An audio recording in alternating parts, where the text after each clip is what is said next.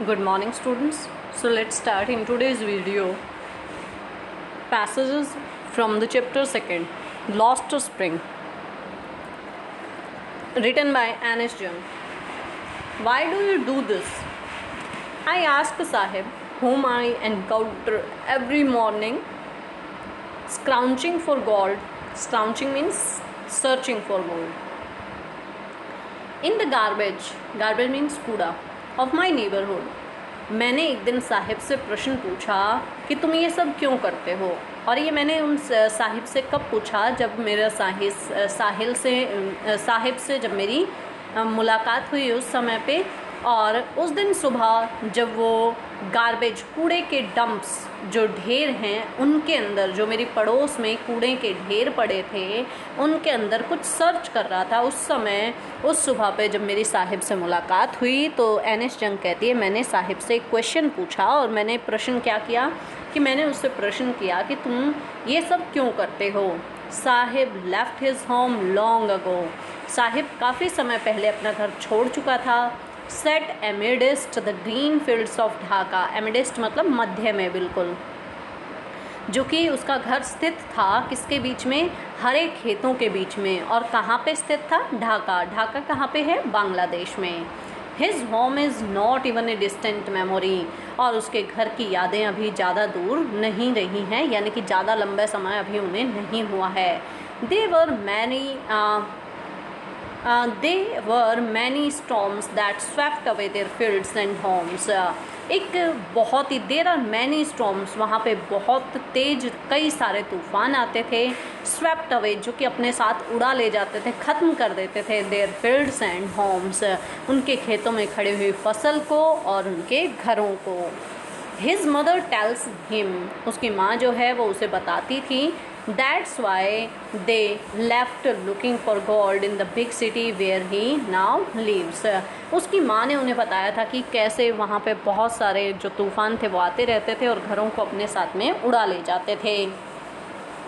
His mother that's why they left, और यही कारण रहा कि वो लोग वहाँ से ढाका उन्होंने छोड़ दिया और looking for gold in the big city, और यहाँ पर कूड़े के ढेरों में जो है सोना ढूंढने के लिए। सोना मतलब क्या, अपने घर जो है खाना पानी चलाने के लिए यहाँ पे वो लोग आकर बस गए। I have nothing else to do he mutters looking away. और अभी एर्नेस्ट यंग के पैसेज के स्टार्ट में क्वेश्चन क्या किया था कि भाई ऐसा तुम लोग क्यों कर रहे हो, मतलब क्यों तुम लोग ये करते हो। तो इस पे साहिब ने आंसर दिया कि मेरे पास और कुछ भी नहीं है करने के लिए। ये उसने दूर, यानी कि अपनी नज़रें जो है एर्नेस्ट यंग की नज़रों से नहीं मिलाते हुए, दूर देखते हुए ऐसी बात उसने बोली। अब इसमें से क्वेश्चन हम लोग देख लेते हैं। सबसे पहला question, name the chapter from which these lines have been taken. कौन सा चैप्टर है जिससे लाइनें ली गई हैं, Lost Spring. Name the author of these lines, तो मैंने आपको बता ही दिया, Ernest Young. Who is Saheb, a rag picker boy. Rag picker क्या होता है, रैग क्या होता है, कूड़ा कबाड़ा, और पिकर मतलब उठाने वाला। Which city did Sahib family belong to. कौन से सिटी से साहिब की फैमिली बिलोंग करती है, तो ढाका से। अगर कंट्री पूछ लिया जाता तो बांग्लादेश से। What was Saheb scrounging for in the heaps of garbage. तो साहिब जो था वो क्या वहाँ पे जो था ढूंढ रहा था, तो रैग्स, वो वहाँ पे रैग्स जो कूड़े के ढेर थे उनमें ढूंढ रहा था, क्या, कूड़ा ढूंढ रहा था। नेक्स्ट पैसेज की बात करते हैं। Passage second, after months of knowing him. काफ़ी महीनों तक, एर्नेस्ट यंग कहती है काफ़ी महीने हो गए थे, काफ़ी महीनों से मैं साहिब को जानती थी। I ask him his name. I यहाँ पे प्रोनाउन यूज़ हुआ एर्नेस्ट यंग के लिए, तो एर्नेस्ट यंग कहती है मैंने उससे उसका नाम पूछा और उसने नाम क्या बताया, साहिब ए आलम। ही अनाउंसेस, उसने अनाउंस करते हुए बोला। He does not know what it means. अब एर्नेस्ट यंग कहती है कि साहिब आलम को तो ये भी नहीं पता था कि उसके नाम का अर्थ आखिर में क्या है। If he new it's meaning Lord of the universe, कि साहिब आलम का मीनिंग जो है वो डायरेक्ट क्वेश्चन आपसे पूछा जा सकता है कि क्या उसका मीनिंग है, तो आपको पता होना चाहिए लॉर्ड ऑफ यूनिवर्स, यानी कि पूरे के पूरे ब्रह्मांड का देवता। ये उसके नाम का अर्थ था, किसके नाम का, Sahib e Alam. He would have a hard time believing it. उसे मुश्किल से ही शायद इस बात पर विश्वास हो पाता कि उसके नाम का इतना अच्छा अर्थ है, क्योंकि आयरनी यहाँ पे उसके नाम में है। क्यों? क्योंकि नाम तो ऐसा है लेकिन काम कूड़ा उठाने का। और unaware of what his name represents, कि उसे पता नहीं है कि उसके नाम का अर्थ क्या है, क्या वो रिप्रेजेंट करता है उसका नाम। He roams the street with his friends, वो गलियों में अपने दोस्तों के साथ में जो है वो घूमता रहता था। रोम का मतलब है कि बिना किसी जो है उद्देश्य के घूमना जो होता है उसको रोम बोलते हैं। With his friends an army of barefoot boys, army means किसको बोला गया है? दोस्तों का जो उसका ग्रुप है उसको बोला गया है।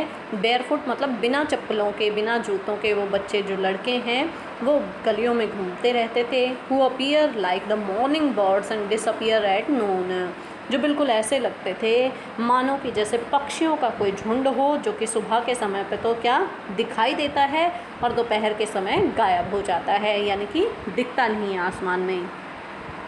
ओवर द मंथ्स, कई महीने बीत जाते हैं। I have come to recognise each of them, Ennis Young कहती है कई महीने बीत जाने के बाद मैं उनमें से प्रत्येक को अब जानने लगती हूँ। अब नेक्स्ट हम क्वेश्चंस की बात कर लेते हैं। शुरू के 2 क्वेश्चंस आप इजीली कर लेंगे। थर्ड मैंने अभी आपको बताया ही था, what is the meaning of Sahib Alam, तो you can easily answer lord of the universe. Who does Sahib roam with, Sahib किसके साथ में घूमता था? तो हिज फ्रेंड्स। नेक्स्ट क्वेश्चन है, did Sahib know the meaning of his name, क्या साहिब को अपने नाम का अर्थ पता था? तो यस, नो, साहिब को अपने नाम का अर्थ नहीं पता था। अब नेक्स्ट क्वेश्चन की, नेक्स्ट पैसेज की हम लोग बात कर लेते हैं। यहाँ पे I remember a story a man from Udupi once told me, यहाँ पे जो एनिस यंग है वो यहाँ पे कहती है कि मुझे याद है एक आदमी की कहानी, कि जो उदपी के एक आदमी ने मुझे कहानी सुनाई थी, वो मुझे आज भी याद है। As a young boy he would go to school past an old temple when his father was a priest, कि जब वह छोटा लड़का था, क्या कौन सी कहानी याद है? कि जब वो उस आदमी ने कहानी सुनाई कि जब वह छोटा लड़का था तब एक मंदिर के पास से गुजरते हुए स्कूल जाता था, यानी कि मंदिर को क्रॉस करते हुए स्कूल जाता था, और जहाँ पर उसके जो फादर हैं वो क्या थे? प्रिस्ट थे, पुजारी थे। He would stop briefly at the temple and pray for a pair of shoes, वो मंदिर के पास में रुकता और एक जोड़ी जूतों के लिए भगवान से प्रार्थना करता था। 30 years later I visited his town and the temple, 30 साल के बाद मैं उसके कस्बे में, उसके शहर में और उसके मंदिर में गई। which was drowned in the air of desolation, desolation means ruin, जो कि अब पूरी तरह से वो जो मंदिर था वो वीरान हो चुका था, यानी कि पूरी तरह से ख़त्म हो चुका था, उसका विनाश हो चुका था। In the backyard where lived the new priest there were red and white plastic chairs, और पीछे के आंगन में, मंदिर के पीछे वाले आंगन में जहाँ नया पुजारी रहता था, लाल और सफ़ेद प्लास्टिक की कुर्सियाँ थीं, वहाँ पर रखी हुई थी। A young boy dressed in grey uniform wearing socks and shoes arrived panting and threw his school bag on the folding bed, और एक छोटा लड़का भूरे रंग की ड्रेस पहने हुए, जूते और जुराब पहने हुए, हाँफता हुआ, पेंटिंग मीन्स होता है हाँफता हुआ, जो सांस चढ़ जाता है उस टाइम पे, हाँफता हुआ वहाँ पे आता है, अपना बैग फोल्डिंग वाली चारपाई पर फेंक कर चला जाता है। नेक्स्ट है, Looking at the boy, I remembered the prayer another boy had made to the goddess when he had finally got a pair of shoes, और फिर क्या कि बच्चे को देखते ही मुझे उस दूसरे लड़के द्वारा जूतों की जोड़ी के लिए जो भगवान के मंदिर में प्रार्थना की याद आ जाती है। और जब उसे अंत में एक जोड़ी जूते मिल गए थे, क्या कि let me never loss them, the goddess had granted his prayer, कि देवी ने उसकी प्रार्थना को शायद स्वीकार कर लिया था। And young boys like the son of the priest now wore shoes, but many others like the rag because in my neighborhood remain shoeless. अब क्या कि नौजवान लड़के अब पुजारी के बेटे की तरह जूते पहनते थे, लेकिन अभी मेरे पड़ोस में अभी बहुत सारे जो कचरा बीनने वाले लोग थे, कूड़ा बीनने वाले जो लोग थे, बीनने वालों की तरह और भी बहुत सारे लोग ऐसे हैं जो बिना जूतों के ही रहते हैं। तो ये हमने कुछ ये पैसेज किया। क्वेश्चंस इसमें से हम लोग देख लेते हैं। तो name the chapter from which these lines have been taken. अब सबसे पहला है name the author of these lines. तो एनिस जंग है, सभी को पता है। What was the young boy's father, उस यंग बॉय का फादर क्या था? तो प्रिस्ट था। What did the boy pray for, जो लड़का था वो किस चीज़ के लिए प्रार्थना करता है? तो वो एक जोड़ी जूतों के लिए प्रार्थना करता है, pair of boots. And why does I refer to in these lines, who does I refer to in these lines, तो किसके लिए रेफ़र किया गया है? तो ये एनिस जंग के लिए रेफ़र किया गया है। तो इस वीडियो में इतना ही। बाकी जो पैसेज 4 है वो हम कल के वीडियो में हम लोग कंप्लीट करेंगे।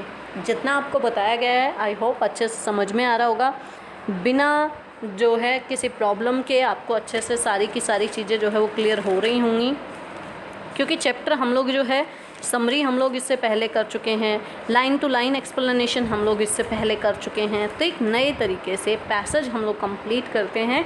इस तरह से हमारा चैप्टर भी कंप्लीट हो जाएगा और हमारा जो सॉल्यूशन है, पैसेज सॉल्व करने का जो तरीका है वो भी हमें पता चल जाएगा। कैसे चैप्टर में से क्वेश्चंस पूछे जाएंगे ये भी हमें यहाँ पे पता चल जाएगा। तो ये सारे के सारे बेनिफिट हमें यहाँ पे होने वाले हैं। तो वीडियो को जो है पूरा देखा कीजिए, जो आपके फ्रेंड्स वगैरह उनको शेयर कर दीजिए करिए। स्पेशली जो मोटिवेशन लेक्चर्स होते हैं उनको स्पेशली आप शेयर करिए, अपने व्हाट्सएप पे आप लगा सकते हैं या चैनल पे से निकाल के कोई भी मोटिवेशनल वीडियो आप अपने जो है स्टेटस पे लगा सकते हैं या अपने फ्रेंड्स वगैरह को शेयर कर सकते हैं, ताकि वो भी अपनी प्रिपरेशन को बहुत अच्छा कर सकें।